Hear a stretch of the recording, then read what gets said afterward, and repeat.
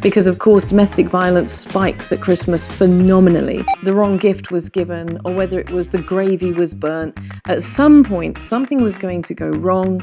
The day would be ruined and Christmas would be cancelled. 1 in 4 women in Malta who have in their lifetime experienced violence. PTSD symptoms, trauma symptoms can really resurface during Christmas time because you are constantly triggered by the people around you because you have to act happy around your perpetrator. Yeah, no, I still can't really understand how come these statistics are so high during Christmas time, you know?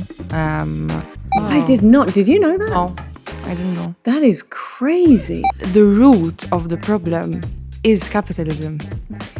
I'm sorry, but love you. But this is what is creating all of these pressures to have the best dress and the best presents and the best tree and the best decorations and the most expensive wine. Ooh.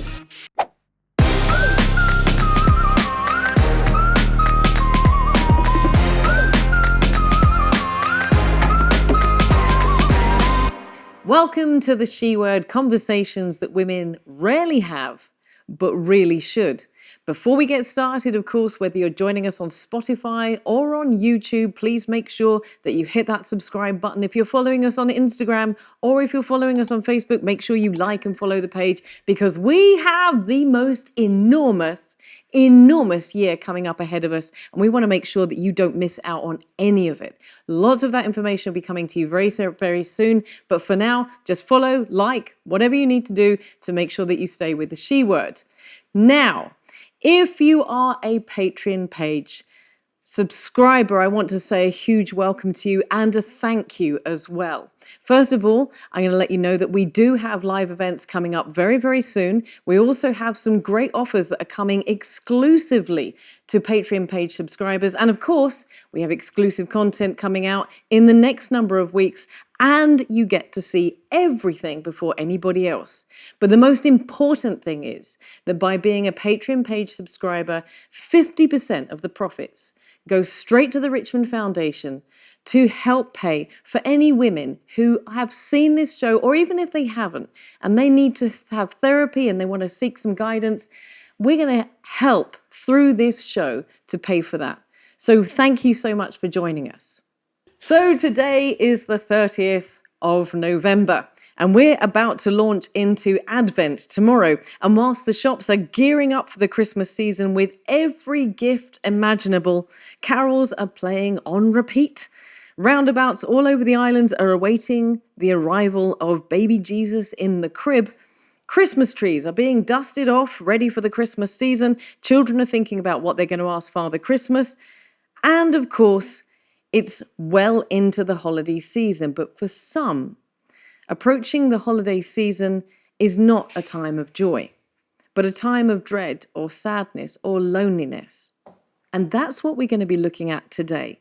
It's not an easy conversation to have. We're all ready for Christmas. We want to gear ourselves up and get into the Christmas spirit. But I want to have this time to talk about the challenges of the Christmas season. So I'm really excited to have 3 amazing ladies with me. First of all, Dr. Clarissa Sumit-Sherry, I want to say thank you for being with us. Thank you for the invitation. And you are a warranted counseling psychologist, a registered family therapist, and your 2 areas of research that is special interest to this show is the impact of domestic violence on children and other family members, and the study of parenting in adversity. So you're going to bring all of your experience, but those qualities as well to this discussion today. We're going to find out a little bit more about you in just a second, but thank you so much. Kira Borge, when we first spoke, you were a trainee psychotherapist. You are now a graduated, qualified psychotherapist. Thank you so much for being with us today for this show.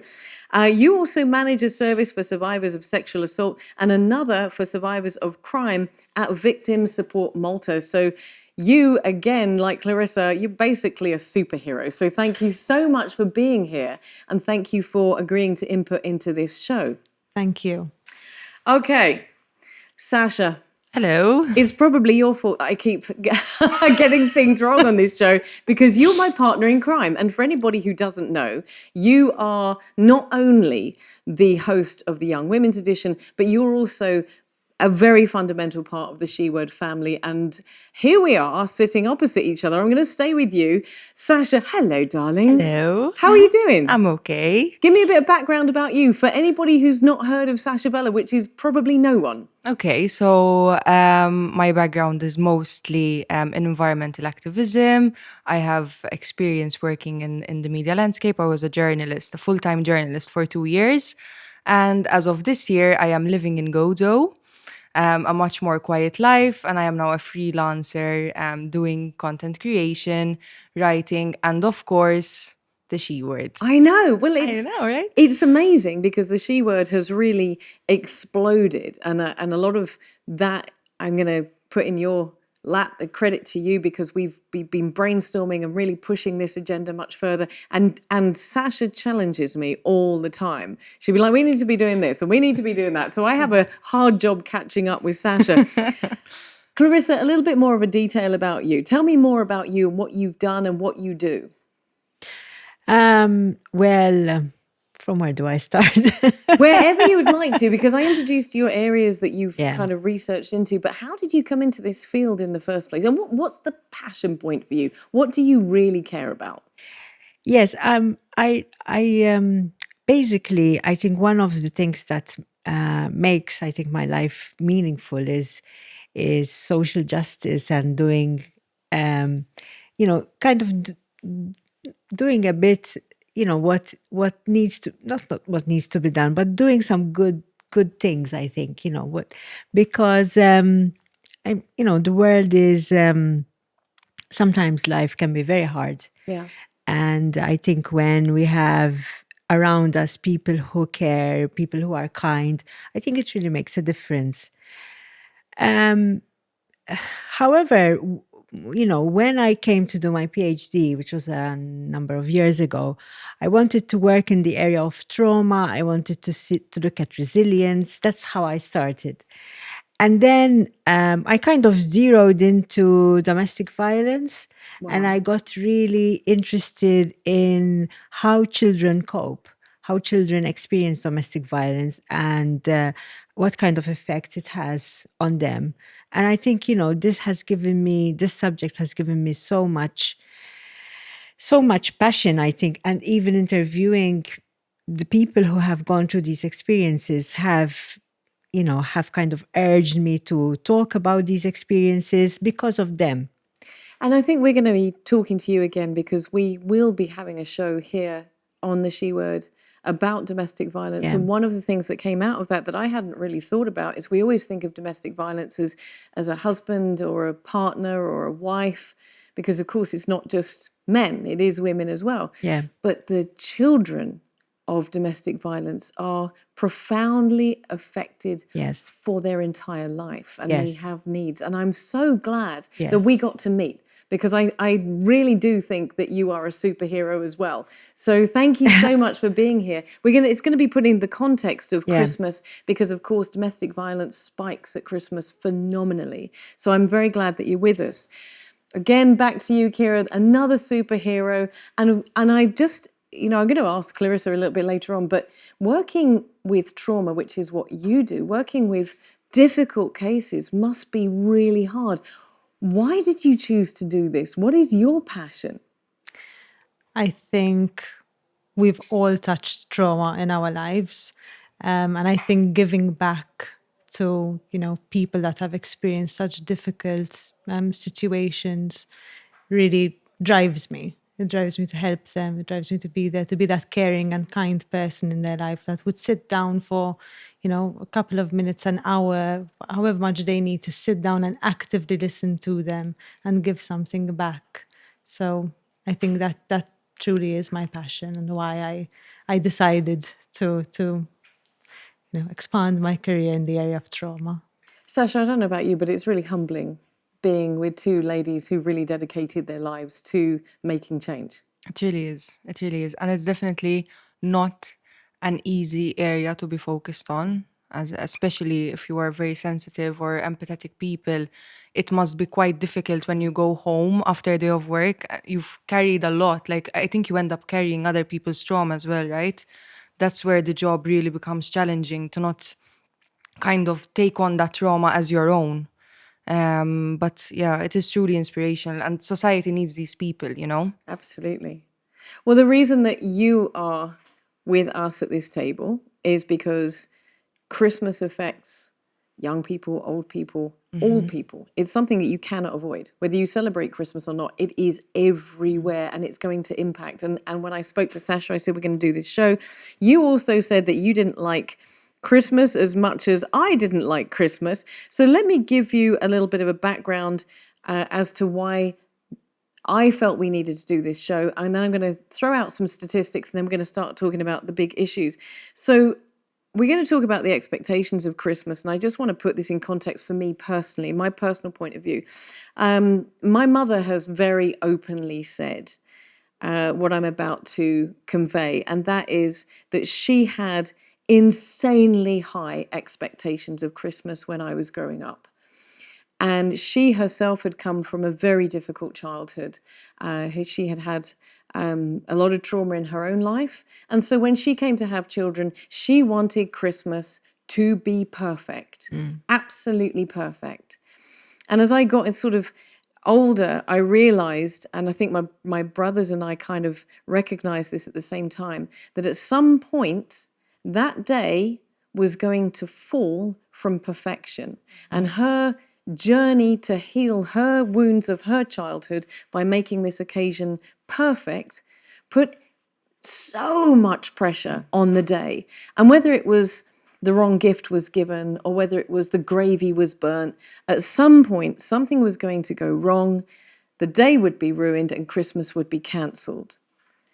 So that's the kind of childhood, and to the point where, you know, at one point when I was in my teens, and unfortunately I do believe it was late teens, and I'd sort of moving on from being at home for Christmas, my mother, a friend of hers, explained this to her and has said to her, look, this is what your expectations are and they're unreal, and actually you're creating this volatile situation. And she sees things differently now, but unfortunately it was too late for us as children.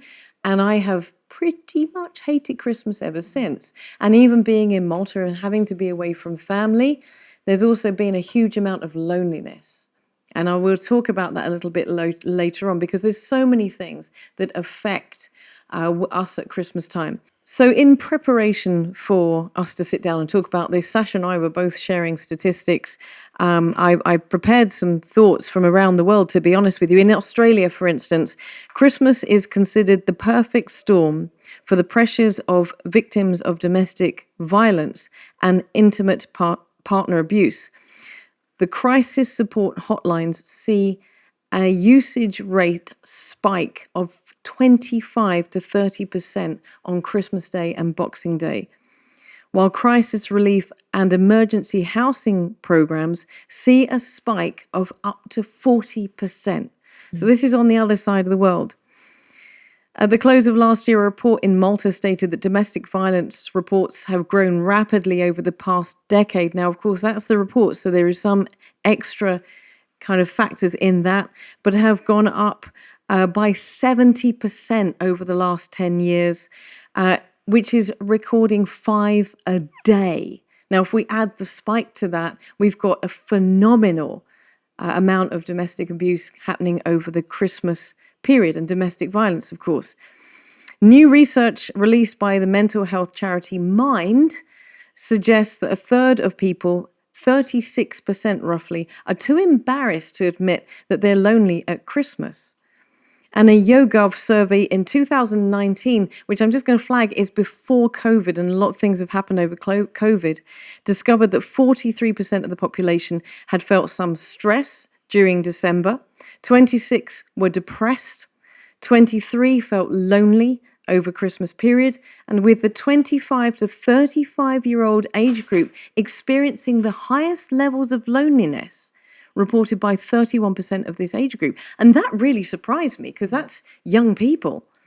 And according to a recent study, the average spend per head during the Christmas period, because we're going to talk about the financial pressures as well, in 2023, in the UK is expected to vary between just below 700 British pounds, so about 780 euros in the northeast, to around 973 British pounds in London, which is just over 1,000 euros.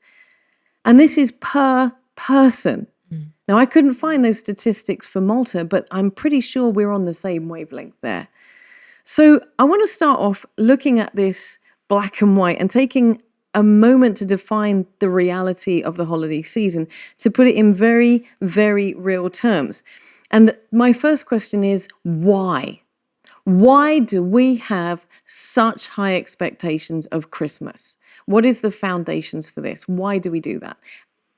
Sasha, we're going to come to the experts, but why has your experience been high expectations? Or has Honestly, I mean, yes, I have one of the main reasons why I'm not really much of a fan of the Christmas period is because of the expectations that society places on everyone to have the most perfect holiday. And that just wasn't the case for me, especially in my teen years when my mental health wasn't that good during those years. And just the thought of having to like attend dinners and show up and be happy, like I always felt this pressure to, you know, look how happy I am, I'm with my family. But life is never quite like that, you know. There are always issues, and it's kind of a holiday that expects you to have everything perfect. I'm still trying to understand exactly where these pressures originate from. For me now, as I grow into my 20s, it's very clear to me that it is a holiday based on capitalism. That is all that it's become. I'm sure Christmas started out from spiritual roots, but it is not anymore. It's all about the gifts and the decorations and the expensive Christmas trees and all of the endless dinners. Like, it's all about money now, which even more increases my reservations about it, you know? So Well, let's ask these ladies. So your question there was, where does it come from? Where does this pressure come from? Where does it come from? I think social media also has a part to play, and Yeah. the movies we've grown up seeing, and you know, they all portray the perfect Christmas, like it's the perfect day with the perfect lighting, perfect dinner, perfect family, perfect conversations, games. You know, everything is great and nothing ever goes wrong, which is unrealistic because on a day-to-day things do go wrong, and you know, not everything is perfect. And I think that sets us up for disappointment when then we look at our real lives and we realize that perhaps, again, social media comes in with, you know, everyone has these really grandiose decorations and massive trees and loads of money has been spent. And when we look at our lives and, you know, perhaps we can't afford all of that, then that affects us because it's not good enough. You see, this is why I wanted to have two, forgive me, different generations. Because I don't think that pressure, I totally agree that social media plays a role, without a shadow of doubt. But this pressure existed when I was a child, and we didn't have social media, right? We're the same age. So where do you think you got it from back then? Well, I'm going to ask the expert. Don't you ask me. That's why we've got experts. Young lady, I've got my eyes on you. I'm not a Christmas expert. No, I think you know, if it was not social media, it was TV, like you said, and Kira, and movies, you know. And I think when when life kind of gives you a bashing, you kind of have to see how to make it more meaningful for you. And I remember when we were going through a difficult time, you know, my husband and I, one of the things that I remember thinking, you know, this is just a day. This is just one day. So if I kind of be quiet or stay in bed, it will pass, you know. And and I think we've kind of, by time we've kind of built our own traditions of what is Christmas and what we do in Christmas.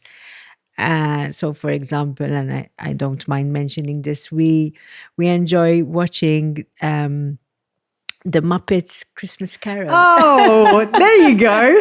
Yeah, and we enjoy singing, watching Michael Caine and watching the Muppets and watching other these kinds of movies. And now that, and I remember doing that when my son was really young and doing them now, so it's Christmas Eve. That's what our Christmas Eve is like. Yeah, I think the kind of the days before Christmas are kind of these expectations that Christmas should be perfect or whatever, and then being let down after it isn't.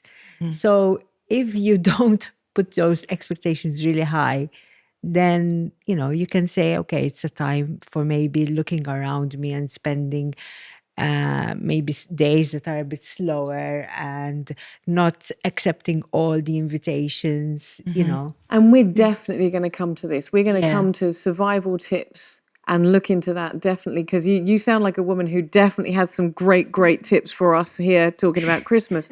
But I want to come back. You just said something back there Yeah. about Christmas traditions. You mentioned the Muppets. The Muppets. Yeah. And I think there is a lot of tradition around Christmas. We're not entirely sure why we do things, but there's also these things that we do that maybe that ordinarily we wouldn't do. It's normally a time when families are thrown together.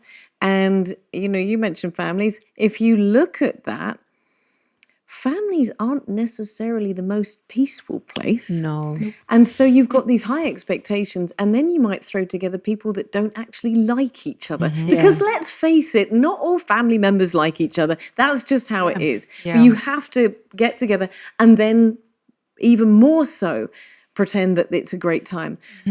I think there's a lot of societal shoulds Yeah. that we feel we have to kind of conform to. You should sit down at dinner with all the family members and all of you have to get along regardless of Yeah. whether or not you like each other. You should decorate, you should, meet friends, you should go out more often. There's a lot of these shoulds, and it's kind of measured. I feel like conforming to Christmas is kind of measured with how successful, Yeah. your family is or you are as a person, and how well you kind of conform to that, and the pressure of that to perform in a way.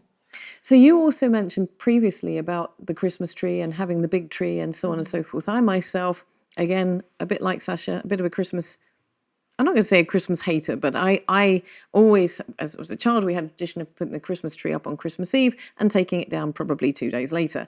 And for me, that works. I would rather have the tree up, that's it, Christmas, and then get down. But as you mentioned, we've extended this holiday season. So when, in your mind, and we're just throwing this out on the table, when does the Christmas season start? When does the anxiety start? Honestly, it hasn't started for me yet. Well, that's okay, because we're only at the 30th of November. You've got 24 days to get Well, nervous. honestly, as in this is my first Christmas moved out of my family's home, and I'm not decorating. Christmas is not entering my home.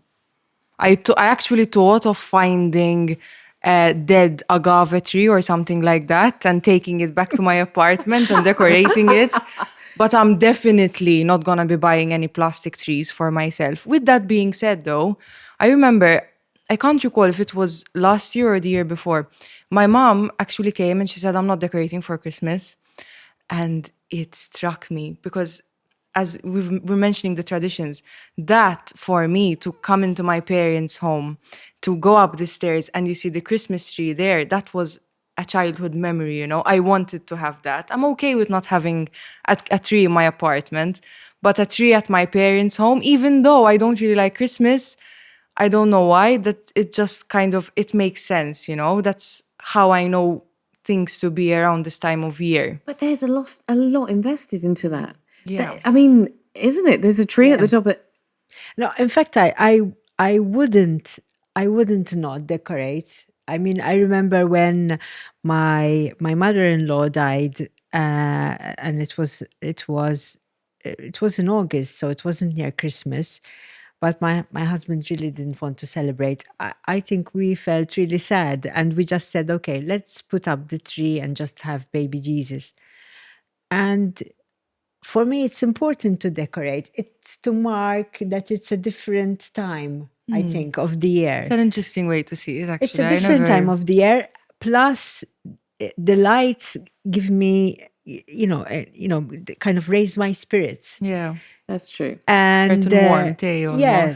And in fact, I love fairy lights, and I usually leave them around for some time, even after Christmas. You're that person in January that's still looking like they're at Christmas, aren't you? I actually Yeah, always have lights all fairy over. lights. Yeah. Same. So All year round. and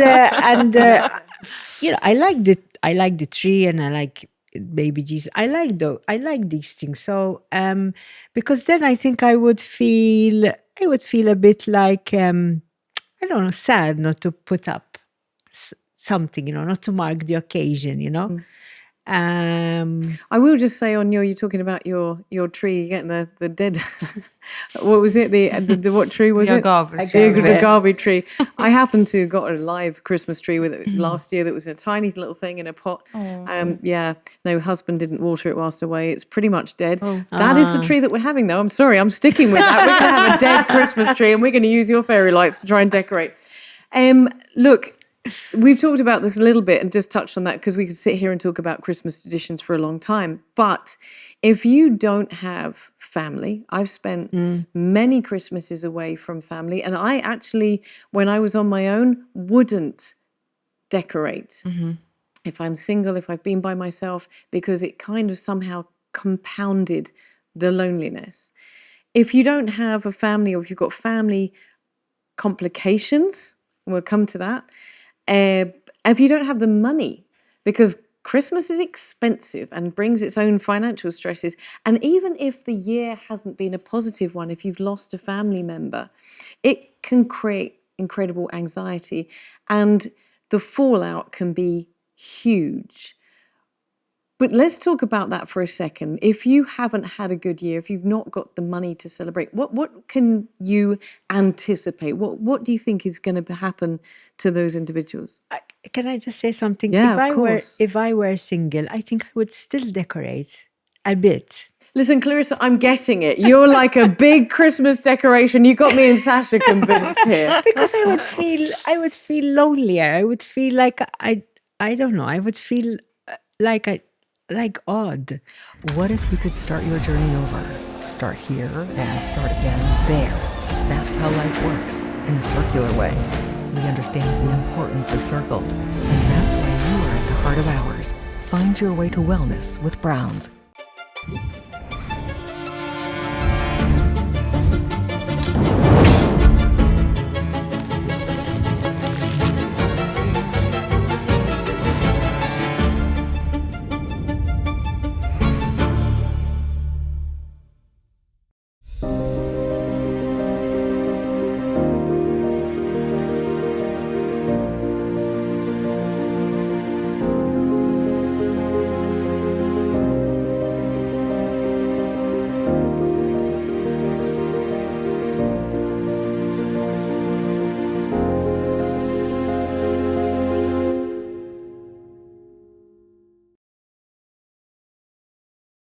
When I first came here, I will tell you, and then I'll stop talking, but when I first came, I used to get the kids from the church that I was at to come and on the evening, they would come with their parents and they would decorate the tree for me. It was a fantastic tradition that I had for about 10 years of living in Malta. And then I had just moved so many times. I think I've lived in 12 or 15 different properties in Malta in the 18 years I've been here. And that just was not even knowing where the Christmas tree was, let alone the baubles. And I did miss it. Yeah. But there is also that thing where, it's expectations. It's still coming to expectations. You wake up on Christmas Day, there's the Christmas tree, and you're on your own. Yeah. I think it's like a reminder in a way, and that's what it can serve as a reminder of the loneliness, like the lonely Christmas period. I'm home alone and I've woken up to this Christmas tree and there isn't really my expectation of what Christmas should be around me. At the same time, on the other hand, I also agree a bit with Clarissa where it kind of disconnects you a bit, like where you become more disconnected from the rest in a way. So it can also again make you feel lonelier not having that tree up. So it's a bit of a double-edged sword. I would say. I mean, I would, I think if I were to have a Christmas where I'm alone, I think what I would do is actually go out and volunteer, I think, and go and give food to people in the soup kitchen. Which I've also done, and it's a great thing to do. But again, we're still talking about reminders that your Christmas that you're experiencing is not normalized. Being on your own is not normal. So let's before we move on to the big things that happen at Christmas that we need to deal with, such as domestic abuse and loneliness, what can we expect if you from Christmas? What are the, just on a very base level, the anxiety, the disappointment? What are the things? Throw them onto the table. What are the less positive aspects of Christmas? Stress. I mean, for me, it was also experiencing loneliness when I was around people. And that was just another level of difficult, because you're not even taken seriously when you tell people you feel lonely, but you have people around you, you know? And Christmas time always brought that for me. I think last year was the first year that I actually didn't feel like intense loneliness, only because I kind of tried to make the best out of it, you know, and use it as a time to be grateful for the people around me rather to conform to these pressures. But yeah, loneliness would have to be my biggest one, I think. It kind of takes away permission to be sad. Yeah.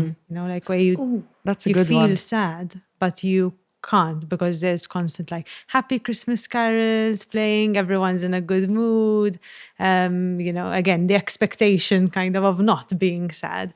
So it takes away permission for me to feel lonely and to feel sad, and for it to be okay to feel sad during Christmas because it's a reality. So I would say, sadness, overwhelm, the loneliness also. And for example, fatigue and tired. Yes. Like if you're... So permission, so it's almost like you have to have permission to say no to invitations and to parties and, to seem like you're an oddball or something. Just to say, I'm tired. I'm exhausted. I need to stay inside. I don't want to come to the party. Yeah. Yes. And what about not getting invited? Because that was always like, okay, like, there are a lot of events that you can end up left out from, and that just causes a whole other world of pain, Definitely. For sure. And of course, notwithstanding, we'll come to in a minute, but also the financial pressures and the image and the social media and everything. I mean, it is, as it described in these statistics from Australia, the perfect storm. If there's anything that is wrong, this is going to be the time that it's going to rise to the surface and you're going to see it, which nicely leads me on to something that you ladies know very well about, and I think Sasha and I both want to learn more about, which is the domestic abuse rise. And Sasha, you found statistics that were a little bit even more higher than the statistics I found, that just very much said this is the worst time for domestic abuse. So why, ladies? Why at this happy time are we looking at this being the worst time of year by far for domestic abuse? I think one of the things that I think strikes me when there is domestic abuse is the unpredictability of, what's going to happen in the house. So if there's a family where there's domestic violence, domestic violence doesn't happen every day. So they can have, a week, 2 weeks where everything is fine, and then all of a sudden there's the storm. What may happen during Christmas time is the availability of alcohol, the financial stress, the fact that people get invited to parties and perhaps there's an increase in jealousy. The children might be expecting presents. So it kind of pushes everything, it escalates this, it pushes everything up, kind of, so to speak. So there might be more reports of domestic violence. So we're not sure whether it increases or not, but it's a stressful time. Just like, for example, when children start school, children parents have to buy the stationery, they're expensive, they have to buy books, have to buy uniform.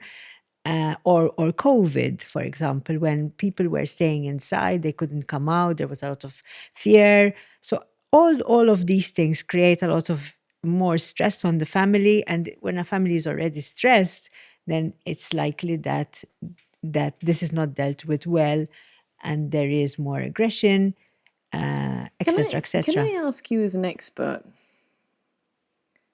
what is it in, whether it's a man or a woman, what triggers that person to go from being stressed, which we've all described, to being not able to restrain themselves and lashing out? Because there has to be, I mean, maybe I'm wrong, but for me, that's stepping over a boundary. Yeah. That's bypassing a boundary. And of course, once you've done it once, it's easier to bypass. We all know how that works. Once you've had one glass of wine, well, what the hell, I'm in for all of it. Yeah. It's great wine. So, but what is that thing that takes someone from not being a domestic abuser to because domestic abuse is not just violence.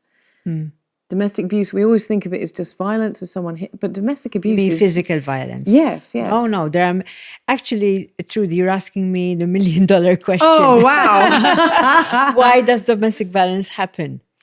And there are many different explanations. So one explanation is, or let me rewind. You are perfectly right.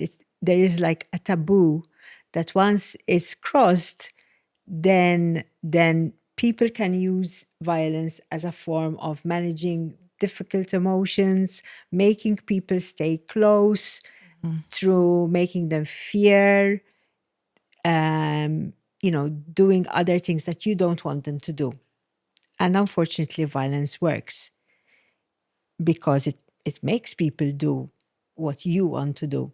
So if you have used it as a strategy, and you find that it works, you could continue using it. So I think all of us have the capacity to be violent, but we don't.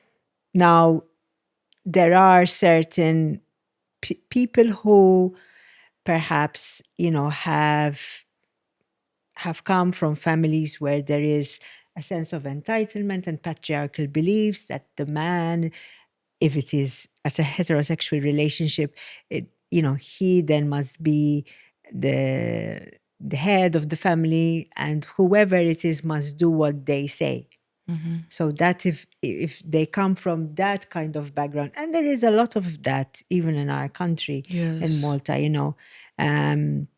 and you mentioned a lot, how violence has many forms. So a lot of people think it's just physical violence. And now, for example, in November, we've celebrated the 16 days of activism.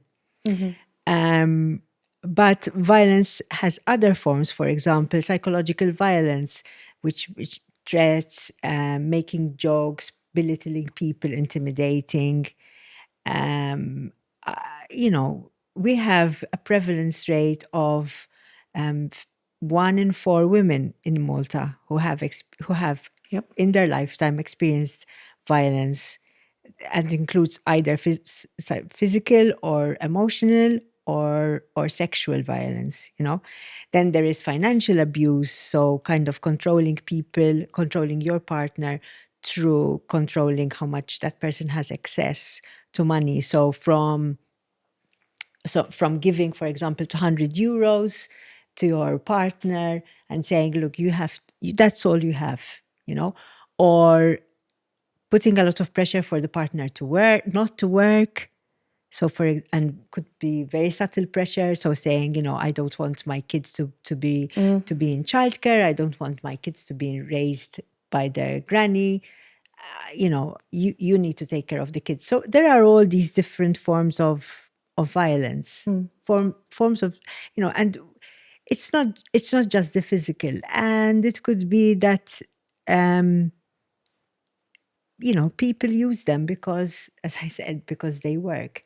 Now then, there are things like, for example, violence that doesn't come alone. So if there's substance abuse, if there's alcohol abuse, Which is Christmas. Which is Christmas, because because it's more acceptable to drink at Christmas. You're Yes. socializing, you're at a party. Yes. Which I'm just going to, because you said something, and before I forget, you mentioned about sexual violence. And one of the statistics said that intimate partner violence goes up as well at Christmas, a lot at Christmas. And I'm going to come to you, Kira, to kind of cross over from Clarissa. This is your area. Why? Why would that go up at Christmas? Why would sexual violence or intimate partner violence, so we're talking about somebody who's in a relationship, why would that happen at Christmas? This is the time of joy and giving and squishies and lovely and sitting on the sofa and watching the Muppets. I think one of our highest statistics is marital rape in Malta. So it's very common within partners that rape would be present. So in Christmas, similarly to, I guess, domestic violence in a way where Clarissa mentioned, use of alcohol, substances, overwhelm, stress, anxieties. There's more tension in the household. The kids are home from the holidays. There's more noise. There's also more access for the perpetrator. So sometimes people have time off during Christmas time, so they're at home more often, in a confined space. So you'd spend a lot of time together. So that would increase the likelihood of it happening. So if it usually happens once a week, once every two, as Clarissa said, now it can happen more often because the perpetrator is at home more often, is drinking more, is stressed out more. So there's a lot of pressure. And unfortunately, it tends to rise. The issue also with Christmas and sexual violence is that a lot of the time, perpetrators of sexual violence are people known to the victim, so friends or family members. And Christmas time brings your friends and family members around you. So PTSD symptoms, trauma symptoms can really resurface during Christmas time because you are constantly triggered by the people around you because you have to act happy around your perpetrator, whether that's your husband, cousin, uncle, whatever, family member, friend. So this is almost a double whammy.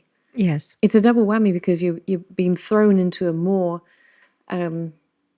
susceptible and a more dangerous situation at a time when you should be, in theory, happy, which leads to what you mentioned again about loneliness. You also did your research. You found statistics that relate to this violence as well. Not that I'm remembering them by heart. No, I wasn't going to ask you that, but I think we had that conversation where we were both kind of really taken aback by that. Yeah, no, I still can't really understand how come these statistics are so high during Christmas time, It's not just during Christmas time. It's even, for example, during the World Cup. Yes, Or when during Oh. events, like bigger events. And when You're serious? Yes, The yes. spike. Probably because of people who bet as well. Yes, they have exactly. money at stake. I see. Yeah. So that's also a critical time as well. So when there's Champions League and that kind of thing. I did not. Did you know that? No, I didn't know. That is crazy. Yeah, because of the alcohol, because of the betting, like the the gambling and the increased stress, that kind of thing. Well, you just mentioned about betting and brought this up with Clarissa, Sasha, because I mentioned before that in the UK, you're looking at an investment per person of £700 to £1,000, which is over €1,000. So my question, I guess, is, we're going to talk about tips and things that you can do, but what is the net effect of that? I mean, we all do it, don't we? We all spend more at Christmas, and I'm the person that never plans, and I never put the money aside beforehand because you just think, oh well, nobody wants to go out in January. But what's the net effect of that? what's the impact of that to somebody's psychological well-being? I mean, you feel frustrated, you feel helpless, you feel like, you know, you're never going to improve your situation. You're kind of down there, you know, it's misery. When you're supposed to be able to have, for example, if you're a parent, you're supposed to provide for your family or for your kids, and then your kids will start telling you, but mom, I'd like this, or they don't say anything, and you feel like you're in a failure. You know, it can easily spiral. Bad stuff. Wow. Yeah, I also think it's very isolating, Yes. to be in that position of not being able to spend as much money as you would like to spend, or your children would like all these presents. And it can be very isolating, both for children actually and for parents, because children can go to school and they're like, I know what I got for Christmas. I got, an iPad, and if, your family wasn't able to provide those types of presents, and it can feel very isolating, and you can feel very cut off from other people. And as a parent, you feel responsible to provide, like you're saying.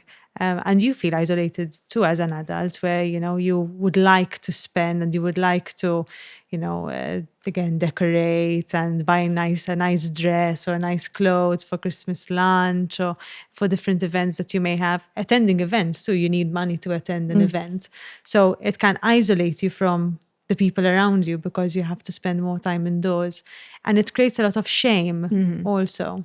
So for me to attend the Christmas lunch with family, but I couldn't afford to buy presents for my nephews, my nieces, my parents, and everybody's sharing presents, but I can't give that, then that, it leaves me feeling very ashamed of myself. So I cut off, I isolate. So But the root of the problem is capitalism. I'm sorry, but love you. But this is what is creating all of these pressures to have the best dress and the best presents and the best tree and the best decorations and the most expensive wine. yeah. It's capitalism. Agreed. I absolutely 100% agree. And can I just, You can say whatever you want. not 100% related, but you did mention the impact, and it does also tie in with the financial pressures. The impact that Christmas spending and all of these gifts, and the impact that it has on the environment is insane. True. It's insane. So, we should actually be thinking twice about the amount of presents that we buy, and to make sure that we are actually engaging in sustainable acts, because it is such a wasteful time of the year. Just that. No, I like that. That's awesome. I'm so glad you did that. True. Very true. It's very true. Qué bella, bonita, somos la señorita que checan y conquistan, somos candela, ela, ela. I like it like that. I like it like that.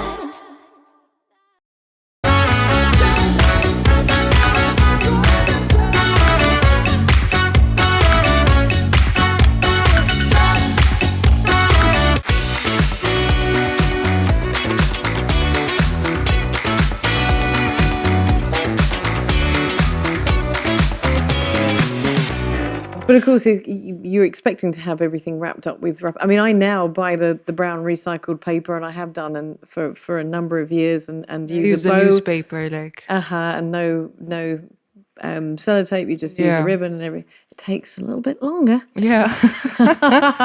There's a little bit of cursing that goes on with that. But absolutely, the environmental impact is there as well. And in fairness, bearing in mind that we've had such an incredibly tough year with climate change, with everybody, it's climate change, just sticking with that, because that's your passion, is sitting there creating anxiety because we know it's happening.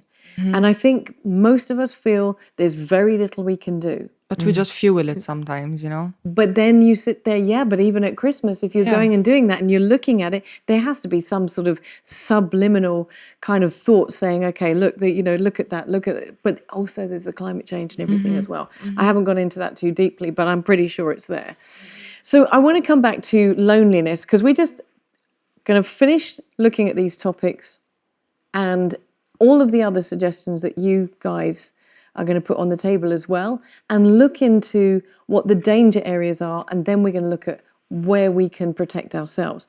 Now, Sasha, I want to talk about loneliness, and I'm going to ask you ladies about this as well, loneliness and depression. Now, we know that one of the highest suicide rates is after Christmas, ironically, not over Christmas. So it's the aftermath. It's when the Christmas cheer or whatever it is and wine has sort of disappeared. But loneliness and depression can be all year round. For me, the loneliness that has come from one experience at Christmas has made me very mindful. You mentioned about volunteering. I spent the first Christmas with my new partner on my own because he wanted to be with his children, which meant he could be with his ex-wife, which meant that he then had promised to see me in the afternoon. I spent the morning on my own. Everybody else was, as particularly as a foreigner, and I think we need to be mindful of foreigners here, because I am one. Your family are hundreds of thousands of miles away, and you quite often are surrounded by people who've gone to see their families. And I love the Christmas family unit in Malta. But if you are not part of a Christmas family unit in Malta, you have no opportunity to be around family. And I remember that Christmas very, very vividly. I was on my own until 8 o'clock that evening because he had promised to come straight after lunch, fell asleep. I was ringing, not a single word, not a single word. And by 8 o'clock, I was, I'm not going to use the English phrase for it, but there was a little bit of wine that had been drunk and I was really feeling the hit. But loneliness is a real big issue. But I want to ask you, I want to go back to what you said before, Sasha, because I've met your parents. And they're really cool. They're really, really nice. And you are very outgoing and you're a very beautiful young lady. And I think for most people, they would say, why on earth would Sasha experience loneliness at Christmas? Because of that, because even your family are fantastic. Well, your mum's just gorgeous, frankly, if you're watching. Hi. Oh, she's gonna love that. She's gonna love that. She's a star. But where does that loneliness come from? I'm going to let Sasha speak from her point of view and then ask you guys to fill that in. So looking back at my teen years before I get back to 2021, which was a difficult Christmas for other reasons, but my teen years, I struggled a lot with anxiety and depression. I still do. I just know how to manage it better, And I struggle particularly in the winter months. I really, really get affected by seasonal affective disorder, basically. And that's kind of when Christmas hits, that's when all the festivities hit. So I have the same reservations for both Christmas and New Year's, actually. It's not just Christmas for me. New Year's, I think, is actually even harder because there's even more pressure. It's the start of a year. What are your you do the list for the year and all of these things. So when I was a teen, I remember not liking Christmas just because I used to be in a very different headspace. And you mentioned it before. I didn't have the permission to be sad, You can't go to a family dinner and just be crying by yourself in the corner. And I also struggled a lot with friendships throughout my life. And it wasn't the first time that I was either left out from plans around Christmas time, or my friends wouldn't include me, or I just wouldn't be invited out. And that created a lot of sadness and loneliness. Then 2021 was a particularly difficult Christmas just because that year I got out of a very toxic relationship. Actually, no, 2020, and also because of COVID and everything. And I was in a relationship with a narcissist, basically, and he completely isolated me. So by the time Christmas came, I didn't really have many people in my life. And it's true that I had my family, even though I didn't have that much of a great relationship with my family when I was still in my teens. God bless now, we are on amazing terms. But yeah, to put everything in short, for me, it was difficult just because of lack of friendships, lack of support systems that weren't inside my family, because there's only so much that your parents can kind of understand what you're going through. And sometimes you need a friend to understand what you're going through, or just to have a friend like by your side, you know? So, yeah. I love the fact that all the way through that, and I'm actually a little bit choked up. I'm sorry, because I love this girl. I always make you cry. And actually, that's true. Every single show you've been on, I end up crying. But right throughout that, both of these ladies were avidly nodding. And I'm going to start with you, Clarissa, because you started nodding from the first word that Sasha said. So you're obviously acknowledging that there is that loneliness and it contributes to the Christmas season. Give me a little bit more detail on that. Yeah, I think I was struck by what you said when you said about the issue of friends, and I wonder how difficult it is, in these days to find really good friends who stick around, friends who don't bully you, friends who are, not there just for the laughs. I find that, with a lot of young people, it's difficult to find good friends. It is. And it's something which I didn't really experience. I mean, in the sense, I think it's not just you. I think it's a lot of people. Definitely. And I sometimes wonder what... You think it's hard? We're the same age. Yeah. You think it's harder for young people today to have solid, founded friendships than... I think it is. I just don't know why. I think it is because I meet a lot of young people who struggle with friendships, and I meet parents who are worried about their young people, how to find good friends. Is this a social media thing? Because let me tell you why, and I'm being respectful for a lot of younger people who are a couple, maybe even half a generation younger than me, find it more difficult to pick up the phone. Mm-hmm. Yes, that's true. I'm not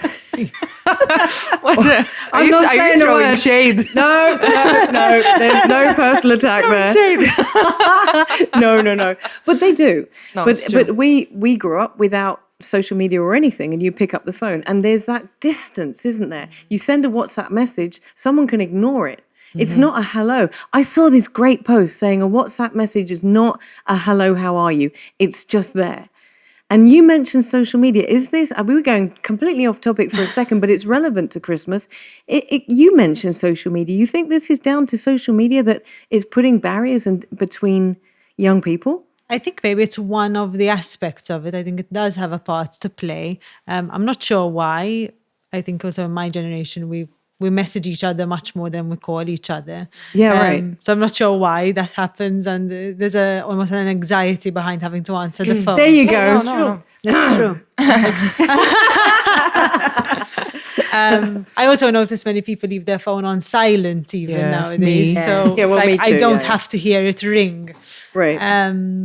I also think that it's a boundary thing sometimes, where people put down a boundary where, like, if I answer the call, that means we have to have a conversation. But with a message, I can kind of leave it there. When I'm in a better space, I can answer you. So I think social media does have a part to play, because it does distance us in reality. Like you said, it's there, and I can choose to answer whenever I feel like, how I feel like, and there's no emotion to it. In a sense, if you pick up the phone and tell me, hi, how are you? And I'm having a really bad day, you hear it in my voice. Yeah. And then I have to talk about it. But through a message, I can easily be like, oh, No, I'm it was fine. Yeah. How are you? And switch it back, And back onto you. It's a very So good I think point, it does make it does create distance. But before we come back, because I don't want to leave this, because you insinuated, Kira, that there's something else there. You said it could be one of the things that has made valuable relationships. I haven't looked into, to be honest, this aspect ever, so I'm not sure of any other things, but it's one of, I think it's not just social media, so I think there would be other aspects to it. Sasha? I mean, personally, I just never had the experience of having your group of friends that you're always like planning with. I've had groups of friends throughout my life. I have one group of friends who I've actually remained friends with since we were in kindergarten. But other than that, I've always had kind of personal relationships with people. I was never really a fan of groups in general, you know. I'd rather be one-on-one with someone, sharing a conversation, rather than being in a group. So that's maybe also me. I think, unfortunately, in groups, what tends to happen is that it takes one person, to start Yep. talking badly about the other. And sometimes there's this like kind of culture to be cool, the And it cool one of spreads the like group, wildfire. and Yes. we'll laugh about it. And sometimes it's just done through jokes, so it's very subtle. It's very subtle, little yeah. jokes. Yeah, I want to kind of put on the table a figure, a statistic of from a prevalence study that we did. So we looked into how many children we have witnessing domestic violence, but we used a tool that looked at other forms of victimization, and amongst all these forms of abuse, we looked into peer and sibling victimization, which is like bullying. And it came very high. It came up to 76% of the respondents, Wow. which was a representative sample. So And the study was done in Malta. yes, 2022. Oh, wow, recent. How much? 75%. I don't remember exactly whether it's 75 or 76. And it ties with a study that NCPE, so the National Commission for the Promotion of Equality, had conducted in 2016, where bullying was very high as well. So and I think we in November also we celebrate the anti-bullying week. I think we really need to look into what is going on. How come there is this form of there is this bullying behavior? How come people kind of cross these boundaries, these limits of decency? But does this come back to, again, you were talking about the distance that's created. You said about sending out a message. A message isn't a phone call. You can't hear the emotion. You can't in touch that person. Now, without sounding like a really old timer, when we were growing up and we had our school friends and our teenage friends and our friends even into our 20s, you made a plan, you stuck to a plan because there's no way that you could cancel. Yeah. And if you didn't show up, you were a right idiot because you knew what the impact was on that person. So our communication was direct and it had gravity to it. Whereas even Sue, who does our Keeping It Real on a Friday, has said it's really easy to cancel a Friday plan or a weekend plan. And then that leaves you feeling lonely. Or cancel a relationship on text. Oh! I don't know who was telling me, someone was telling me that she actually had gone through a very bad breakup and the breakup has just happened through a text, which is absolutely crazy. For me, I think it would really make me go bananas. Well, from Dr. Clarissa, that's really saying something. But bringing it back to Christmas and exactly what Sasha said is that if you are already experiencing loneliness, then at Christmas time, it's just as worse. And as you said, Kira, if you're not in the kind of place where you pick up the phone to your friend and you hear them crack when you say, hey, listen, how's your Christmas going? It's a message. Yeah, it's fine. It's easy. You're not engaging with that emotion. You're just replying it black and white, and that's how it is. Yeah.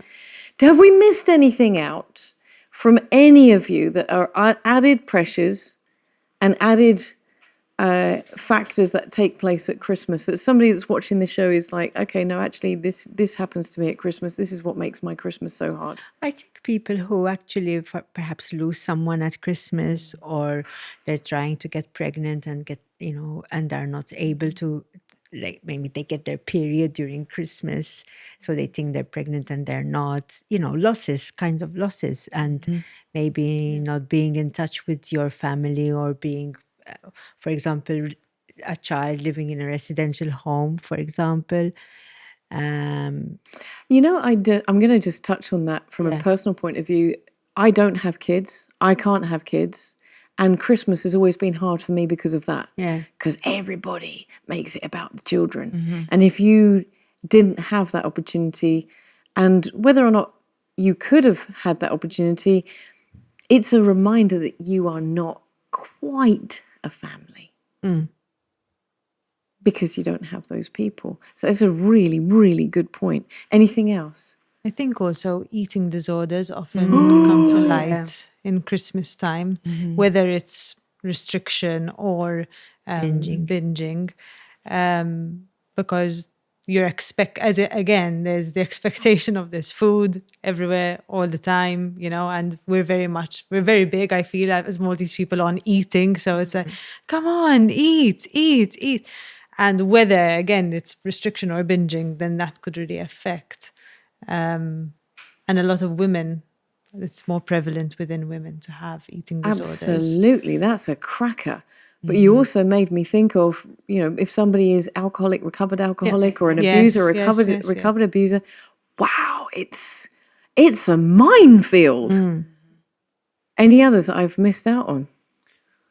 Honestly, Also, the days between Christmas to New Year are a weird period. it's true. Yeah. Like, it's a very strange time, and it leaves desert. a lot of time to reflect. And kind of when there's losses throughout the year or throughout your life, like, everything seems much bigger in that period, because there's a lot of time for reflection, preparing for the new year, my New Year's resolutions, what I want to change in my life to make it better. And at that point in time, again, mental health difficulties really rise because of this nostalgic period, reflection period that occurs in that space. And we didn't mention, I guess, that we didn't really linger on the mental health. But if you do suffer from depression, as you rightly said, then everything is escalated around this time. Yeah.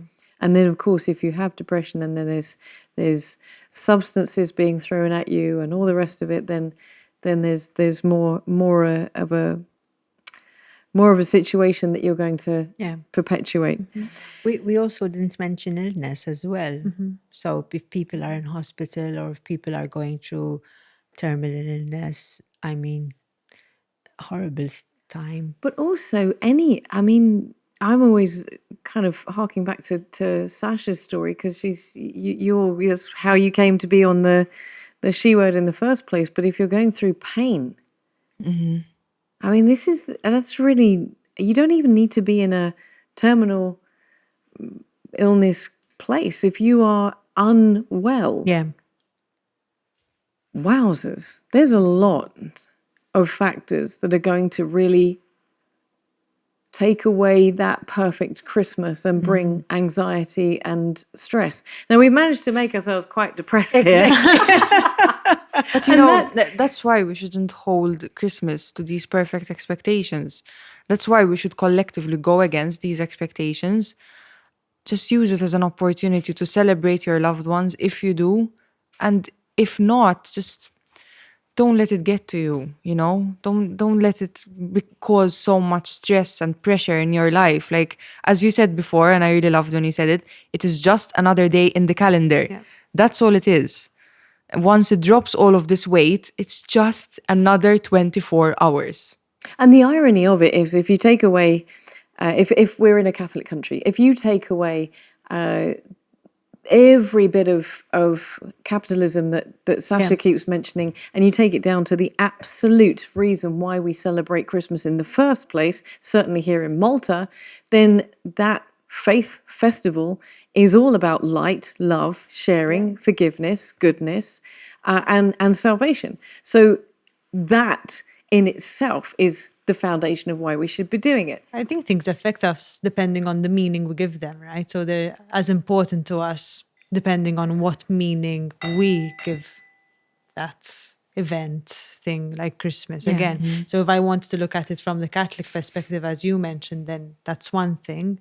But if I engage in it in a capitalist way, then that's another. So kind of it can become another day if we remove the meaning that everyone else has kind of thrown in and figure out our own meaning of Christmas. Yeah. So what do I want Christmas to mean to me? Absolutely, and which is exactly what you were saying about finding that. Well, let's look at some practical ways of doing that, because I've written down a number of challenges that we've talked about, and we've thrown in a whole lot more. And I want to dissect those just for a second. For anybody who's watching this and thinking to themselves, okay, I'm lonely at Christmas. What are the practical ways of combating loneliness? I have a family who I don't necessarily get on with. What can I do? I'm in far more serious perhaps, or maybe not, but I'm in a domestic violence situation. How am I going to literally survive Christmas? Let's start with that, because that's at the sort of higher end of the danger zone. If somebody is in a situation where they are experiencing violence in the home, whether it be sexual violence, whether it be physical violence, whether they are a child experiencing violence, because let's face it, we can be a child of an adult as an adult, and we still might witness and experience violence. What is the best advice that you can give for that person? I think for people going through these very difficult life experiences, if you are in a relationship, both heterosexual and same-sex relationships, so I want to highlight that. So we're not kind of heteronormative, and the prevalence rates are very similar. So if we are adults and are in that kind of relationship, I think my plea to these people are to reach out for help. Phone a poch, phone 179, phone and just make contact with the social worker. If that is still scary, perhaps you could actually approach an NGO like SOAR, SOAR, and it is a self-help organization where you meet other survivors, other women who have gone through such experiences, and they can share with you, tips, how they actually went through these experience, kind of, show the light of day. Can I ask, Yeah. what stops a woman from doing that, or a man, or a child? But what stops an individual from doing that? Because that's what I want to break it down to. Because I want to break down the fact that not everybody feels they can do that. Yeah. Otherwise, we'd have much less violence at Christmas. Fear that you're going to actually get beaten or make things worse if the partner finds out that you have actually sought help. But there are ways and means to actually do so safely. Shame, denial, which helps you continue coping. So you kind of think, okay, maybe if I kind of zip my mouth and be super quiet and be super perfect, this thing will not happen. A lot of things. Shame that or lack of support from your own family, from your extended family, feeling that maybe you're imagining things, maybe he's right, maybe you're actually crazy, maybe you're too emotional, maybe that, all these kinds of things. So then what can you say, Clarissa, to that woman who's in that situation over Christmas with increased domestic violence, or a child or a man? I'm just going to make sure we keep caveating that and saying that. Yeah. What can you say? Because we're talking about safeguarding steps and being practical. What can you say to a woman? We know where she can go. We know why she doesn't go. So what can you say to bridge that gap, to convince anybody who's listening to the show that they need to take action? They need to pick up the phone, call a poch, call the helpline. Or at least tell one person who you really trust, share a bit of what you have gone through, and maybe this person, maybe a friend, can really support you and help you in your path to safety. So start with one person. Start with one person you trust. Don't feel like there's no one like you. You can only reach out and get help. And I think it's one of the things that are really profound about this show, both for the young women and for this show as well, when you know that you're not on your own and that other people are going through those experiences, it hopefully will give you courage that there are thousands of other women and men and children who are experiencing the same thing. You are not on your own and you didn't create this situation for yourself. Just reach out to one person. And maybe you could, first reach out on Facebook. For example, there are Facebook pages like Women for Women where many women reach out for help. Yeah. But maybe you could, but you will get a lot of different forms of advice. And if you post anonymously, they won't really know your situation. But perhaps if you speak to one person who knows you, that is a huge step forward. I think that's One person. Just one person.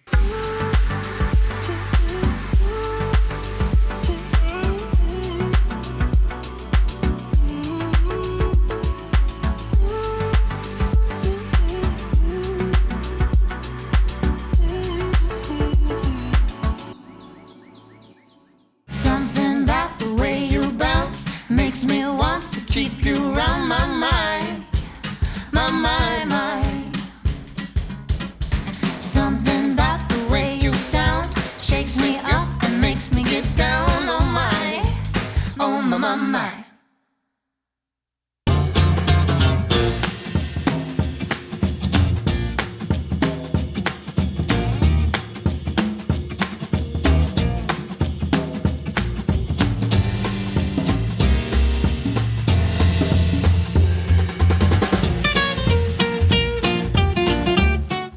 Kira, sexual violence, we talked about this, intimate partner violence, also hugely on increase over this period.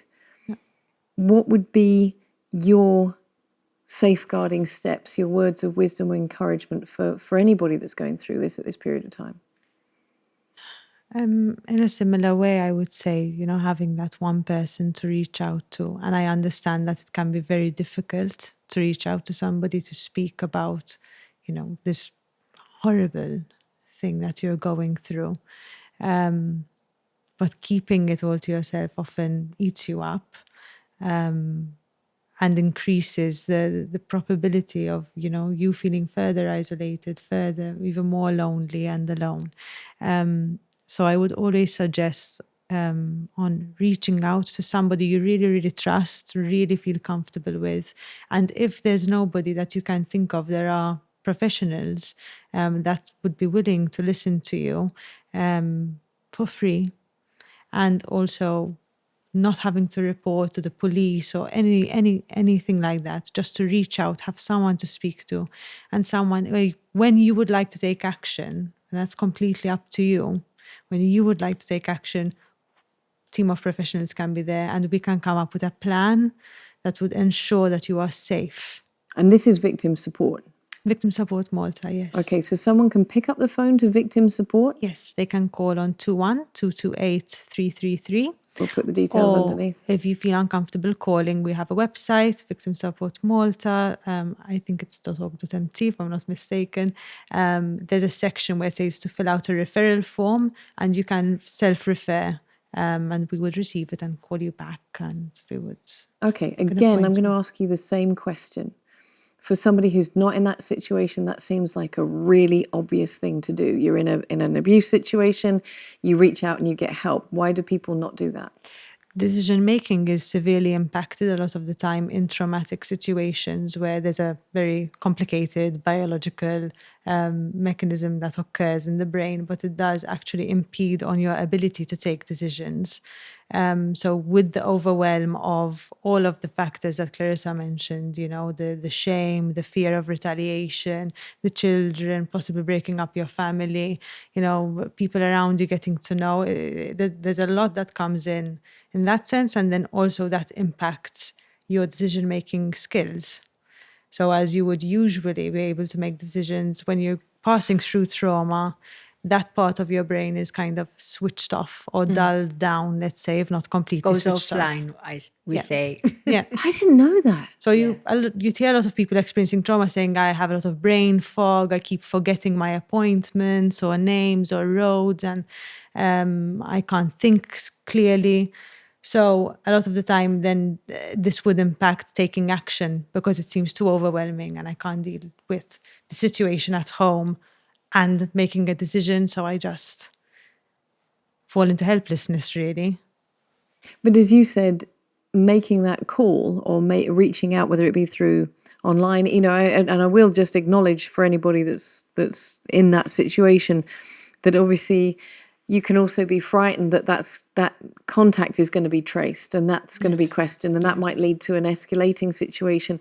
But as you said, reach out to one person whose phone you can use their phone or use their laptop or whatever it is to make that one trusted person. But there's so much fear, isn't there? And that's how these situations work. It's based on fear.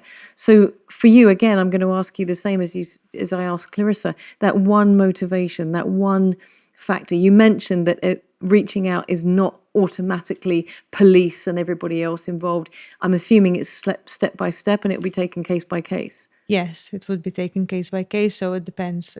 Someone might reach out and perhaps they want to start off with just a few sessions, like therapy sessions where we could just talk. No need to go into, in depth and uproot everything. Sometimes we would refer on also or rope in social workers to be able to come up with a plan for safety and to be able to move out of that situation. It depends also on the type of sexual violence, because if it's within the family, then it's one thing. And if it was experienced, on a night out or, by a friend, then it's a different situation. So it would be a bit different in that way. We also offer legal support, so we can do that if you'd like. But I would start with the basic, a conversation. So our very first appointment is usually quite literally a conversation. We sit down, we talk about it, we see what you need. I think that's very important, giving them a choice.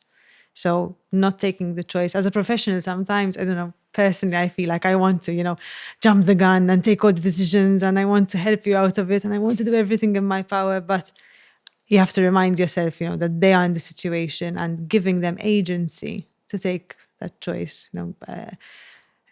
Consent had been taken away from them too many times. So giving it back and doing it slowly. I think it's a very slow process. It has to be slow.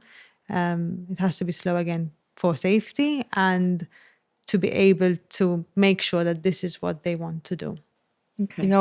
Hearing you say that it's at the end of the day, it's just a conversation really reminded me why we do this. Because conversations can bring so much good. And change. And change. And change. Sometimes it seems very scary on the outside, I'm going to go speak to a therapist, I'm going to go speak to a social worker. I don't know what to expect. Again, the expectation I don't know what to expect out of this. Maybe they'll get police in and maybe then I'll create problems for my children and would have to report to child protection. So there's a lot of fear surrounding that. But it is just a conversation. So that's the starting point, just a conversation. And then it's up to you how we move forward. So fantastic. Ladies, loneliness. I'm going to come to you, Sasha. Loneliness, you've experienced this at Christmas. This has been part of the conversation that we started talking about when we thought about doing this show. Your recommendations, your safeguard, your suggestions for anybody who's experiencing loneliness at Christmas, how did you deal with it? Honestly, I'm not sure because I still experience loneliness sometimes and I don't really have an easy fix for it apart from reminding myself that you cannot possibly be alone. Quite literally. Like, for me, now that I know myself much better than I used to back then, I know that loneliness is kind of a perceived threat for my nervous system. It's not actually a real threat because I'm not actually alone in my life. I am so lucky to actually have a support system. I have friends, I have a partner, I have my family. So for me, yes, it's true. There were actual Christmases where my friends completely left me out of their plans and no one spoke to me during the Christmas period, and I spent all of that by myself. But now, speaking from where my life is now, I kind of just try to remind myself. I try to ground myself. I try to, engage in some self-care practices, because at the end of the day, we can also be a friend to ourselves. And just breathe in, breathe out, seek out a friend. Most times when I'm feeling lonely, I'm actually finding it very difficult to reach out to people. And the second that I do reach out, as you both said, it starts to feel a bit better.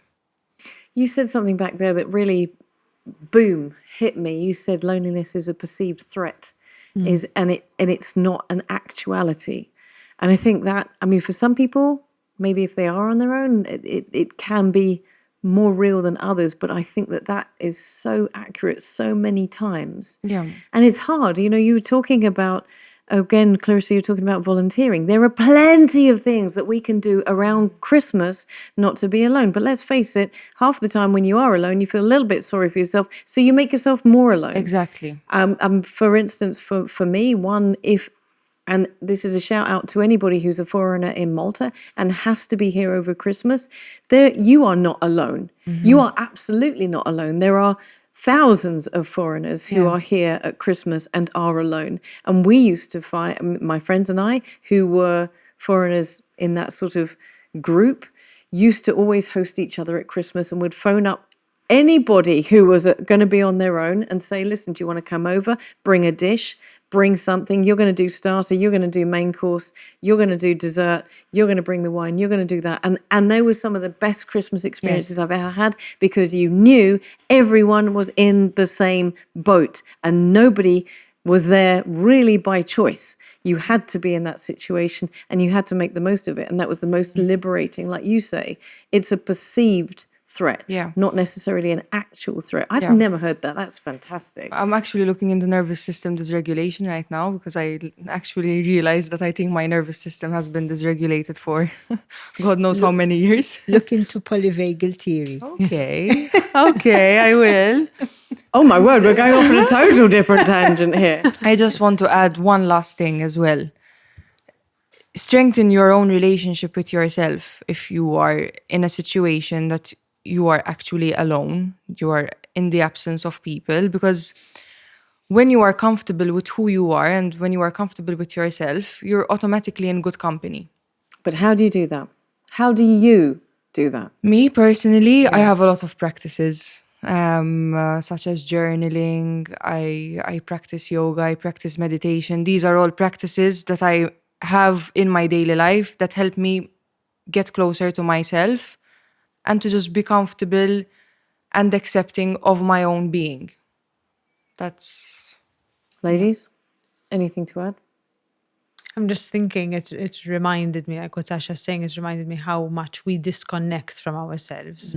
Our day-to-day life doesn't really promote being in ourselves because it's so busy. Capitalism. We need to be out and about doing things, literally. But it's also social media, isn't it? Neoliberalism, may I add? Yes, Not just capitalism. Oh, we just got a little bit political here. But also, social. I know we call it social media, but I actually think that social media, like you ladies have said, should be retermed, because it's actually not that social. No. It stops you from being social. Yeah, you might spend time sitting swiping and scrolling when actually that's stopping you from having a genuine one-to-one conversation. I think social media is a crappy term for that. And you're disconnected from the people around you and yourself once again, because people forget to eat, forget to drink, don't sleep at the time they should be sleeping because they're scrolling, doom scrolling kind of thing. So it promotes this connection with everything around you. And we're so caught up in it that connecting back to ourselves can be really difficult. I'm mindful that we've talked about an awful lot, so I just want to come to a couple of other things. Safety. What can we do at safety? I mean, I know that you ladies are not necessarily experts in this, although I would say that probably you have a better knowledge of this than most. Physical safety, mental safety, but actual being out at Christmas in the environment with other people, how can we make sure that we're safe? Oh, because immediately, as soon as I said that, I'm thinking, okay, so the answer to that is moderate what you drink, moderate what you get involved in, careful. But, really, that's not practical necessarily. I think you have to see what kind of think beforehand, what you need for you to be okay. So if it means rehearsing what you're gonna say to your friends if you don't drink. I don't drink, and I get a lot of like awkward remarks, or why don't you drink? So I think rehearsing beforehand, going through the situation and say, okay, what is it that I need? Giving yourself permission to actually do the things that make you feel okay. Then safety, not doing stupid decisions. Surrounding yourself with good people as well. Exactly. I would go for like emotional safety would be, to me, for example, I like to carry lavender essential oil in my bag. It's always with me because it calms me down. So if I'm in an environment, Kids are so cute. if I'm in an environment where I suddenly start to feel anxious, I just get out my lavender essential oil, and it can be very subtle, just like a perfume, and I can go to the bathroom and use that. So I know that's something that makes me feel safe. So I'll take that out with me. If I know preparing in a way, I know my blood pressure tends to go down if I'm drinking. So I take snacks in my bag. So that's preparing me. You and me have snacks bags. So like preparing yourself for what you need in case you feel a bit unsafe, uncomfortable, and having those with you can help you feel much more confident then in your interactions with other people. Practical safety also, I do have to say that very often when there are holidays, sexual assault also does skyrockets in terms of random incidents. So I would also go for making sure your phone is fully charged, staying in areas where there are people and light, making sure that, if you're getting a taxi, share your ride with someone else and make sure that it's a registered taxi, not just like, even if it's a Bolt, for example, but not just going into the car without having done it through the app type of thing. Absolutely. And just on that note, because this is something that we feel very passionately about, running in conjunction with Sasha's show that's going to start in a couple of weeks and run all the way through Christmas, we will be having an Uber campaign, whereas if you're a woman, you'll be able to use the promotion that we're running so that you can get a reduced fare and so on and so forth, because that is... We're so passionate about women getting home safely over this season, over this period, because we've seen what's happened before. Yeah. Yes. I'm just going to kind of throw this into the middle of the table and suggest that everything you've mentioned here, when we talked about safeguards, even to when we talked about financial, it all comes down to planning and preparation. You said preparation. And when you said just there again about making sure that your phone is fully charged, that I was like, what? That's so obvious. And yet that's just thinking ahead. And you said, think ahead, think about what could happen. Make sure that you plan ahead. And I think as we go into Advent tomorrow, I think it's a really good opportunity to encourage everybody to start thinking ahead. Mm-hmm. I think one last thing I just want to touch on and see if anybody has any thoughts in the to throw into the middle of this metaphorical table situation. Families can be very difficult. Do any of you have any thoughts?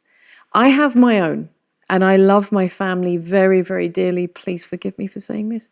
But I love that Sicilian phrase that family is like fish, it goes off after 3 days.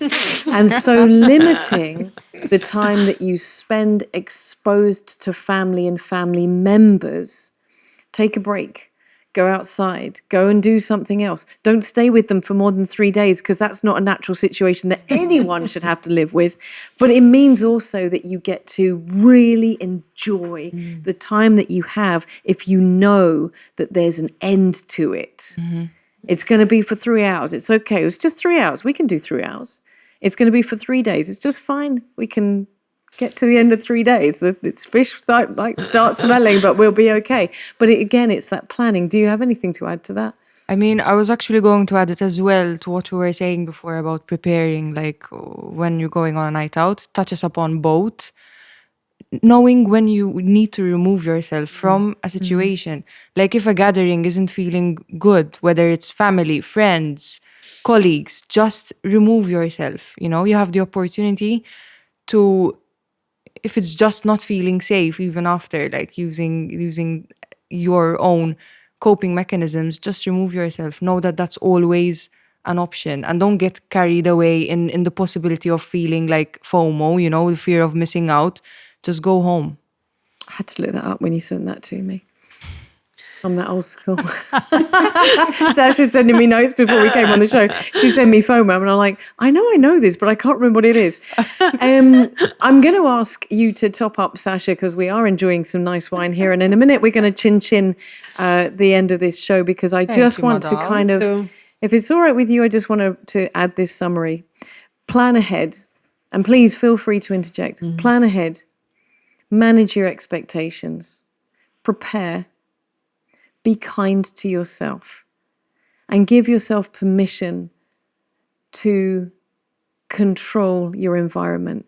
And I'm going to keep saying what you guys have said. If you're in a more serious situation, one person, one conversation, that's all it takes. Thank you so much, ladies. Chin chin. I'm going to put also on the page the links to you guys so that we know if anybody is in a situation over Christmas, that they'll be able to reach out. They'll know where to reach out. And I just want to thank you for coming and having this conversation. Thank you. Happy Christmas, or is that too Christmas. early? Oh my gosh, can't believe we're doing that. Chin chin.